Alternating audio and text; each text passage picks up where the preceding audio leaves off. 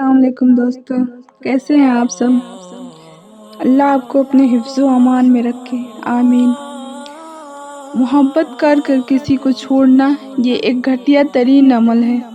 محبت کرنا گناہ نہیں ہے، کیونکہ اگر ایسا ہوتا تو اللہ کبھی نہ کہتا جس سے محبت کرتے ہو اس سے نکاح بھی کرو۔ محبت یا تو ہوتی ہے یا نہیں ہوتی، درمیان کا کوئی راستہ نہیں ہوتا اس میں۔ اگر محبت کرتے ہو تو اسے نکاح تک پہنچاؤ۔ کچھ لوگ اپنی محبتوں کا مان رکھ کے اسے حلال تک لے جاتے ہیں، اور کچھ کمزور لوگ ذرا سی آزمائش پر اپنی محبت کو بیچ راستے میں لاوارث چھوڑ دیتے ہیں۔ ایسے لوگوں کے لیے محبت حرام ہے۔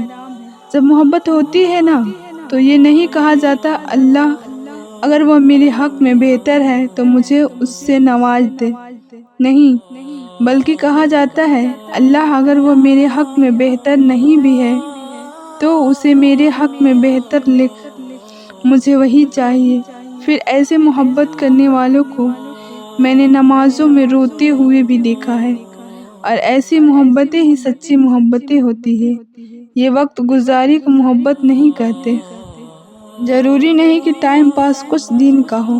کچھ لوگ 1 سال، 2 سال، 3 سال، 4 سال بھی ٹائم پاس کرتے ہیں، اور اتنی مہارت سے کرتے ہیں کہ ان کے ساتھ بیتا آپ کا ہر لمحہ آپ کو سچ لگتا ہے، کیونکہ آپ کو ان پر یقین ہوتا ہے۔ نامحرم کبھی مخلص نہیں ہوتا، اور جو مخلص ہوتا ہے وہ نامحرم رہنے نہیں دیتا، محرم بناتا ہے ہر حال میں، ہر قیمت پہ۔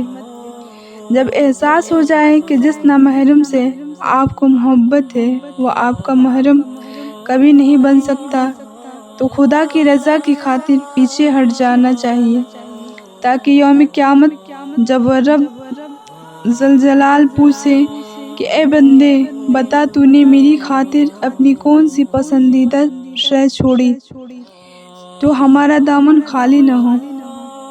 آپ کا رونا، آپ کا اداس ہونا، آپ کی محبت جذبے اتنے غیر اہم نہیں کہ ایک انسان کے پیچھے جایا کریں۔ مانا کہ یہ تکلیف برداشت کرنا مشکل ہوتی ہے، مگر وقت گزرنے کے ساتھ کم ہوتے ہوتے ختم ہو جاتی ہے۔ شرط یہ کہ سوچوں پر قابو ہو۔ آپ کی شخصیت کوئی گری پڑی شے نہیں کہ کوئی آپ کو چھوڑے، بھول جائے، پھر بھی آپ اس کے پیچھے پیچھے لگے رہیں۔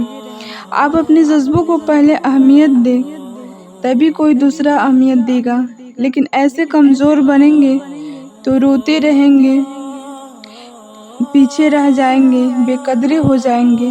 اس لیے اٹھیں، مسکرائیں اور خود کو بدلنے کی کوشش کریں، تاکہ کچھ لوگوں کو پچھتاوے کے مستقل مرض میں مبتلا کر سکیں۔ زندگی انمول ہے، اور خاص طور پر آپ اور آپ کی عزت نفس۔ تنہائی اللہ کے قریب کرتی ہے۔ لوگوں کے چھوڑ جانے سے گھبرایا نہ کریں۔ جب ساتھ کوئی نہ ہو تو دل خود ہی اللہ کی طرف رجوع کرنے لگتا ہے۔